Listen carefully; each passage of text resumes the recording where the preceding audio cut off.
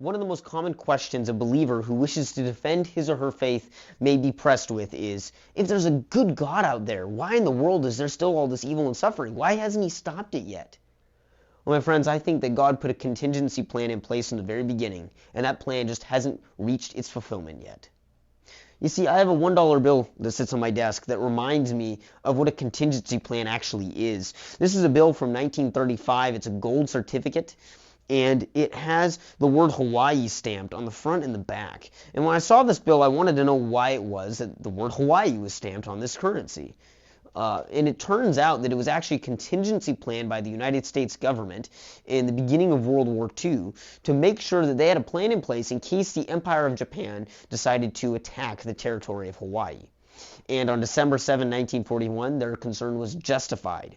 When all that currency was stamped with Hawaii, that would mean that if Japan did take over the entire island, that they could instantaneously devalue all of that money to make sure that the Empire of Japan didn't have a monopoly on U.S. currency.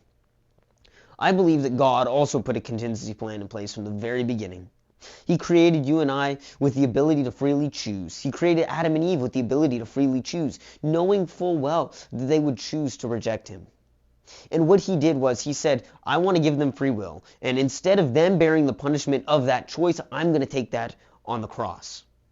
And one might ask, okay, well, if the cross solved the problem of evil, why in the world are we still suffering? Well, Peter answers this question that it's not about God moving slowly, it's about our impatience. Because he's being patient, he's being slow for our sake, so that we may repent. My friends, the answer to the problem of evil is the cross. Jesus took our punishment. And because of that, that is the answer that we can give to the person who questions us about the hope that we have. And it is a great hope.